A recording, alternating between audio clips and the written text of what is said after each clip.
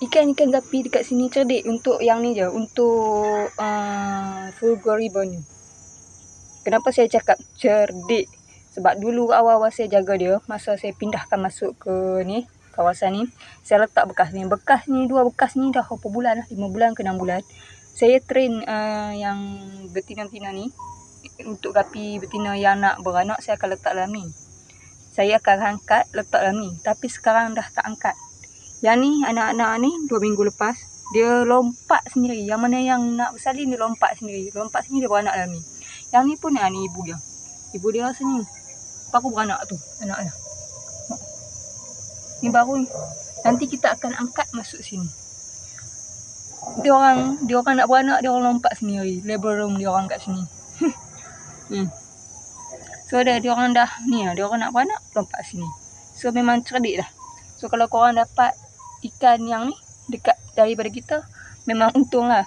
Korang letak dalam akuarium korang letak bekas ataupun letak dalam kolam macam ni, letak bekas kan. Nanti dia nak beranak, dia lompat. Sebab kita dah train dia pun macam ni. Maybe dia stres kot kat luar ni banyak kan, dia lompat kat sini, tenang sikit dia beranak. So ni semua dia ni sendiri, nanti kita nak angkat. Macam nak pindah anak dia kan, kita pakai ayak ni lah, ayak yang asal. Saya tak maulah letak kat sini, nanti ada geng-geng lain pula nak lompat sini beranak. So kita asingkan lah kat sini. Ini satu ibu, ini satu ibu, nanti ada lagi berapa ibu nak lompat kat situ.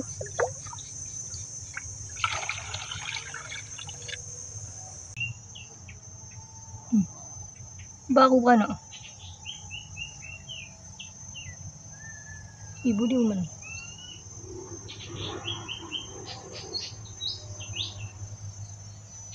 Ni ibu dia. Nampak tu ibu dia sorok-sorok. Yang tu. Tu yang tu lompat. Cerdik dah dia. Tak payah nak asing-asingkan dia. Kalau korang perhati dekat sini, dekat sini tak ada anak langsung. Semua induk. Semua induk. Induk saja ni. Induk Fulgoribun. Ya Allah, gapai dia kuat ni. Dalam ni pun anak-anak. Ni bukan saya angkat ni ibu dia lompat beranak sini. Sebab maybe kat sini tenang. Korang boleh try ni dekat rumah korang, letak dalam akuarium ke, atau letak bekas kecil ke, atau korang belah macam ni, letak ni bekas macam ni, nanti ajak ni. Lama-lama dia akan faham. Ni dalam 4 bulan kot, 4 bulan lebih kot saya ajak ni orang macam ni. Lepas tu dia orang dah cerdik, dah lompat macam tu. Okay, boleh cuba kat rumah. Nak train korang punya ikan gapi, taklah susah kalau nak beranak, dia lompat sendiri lah.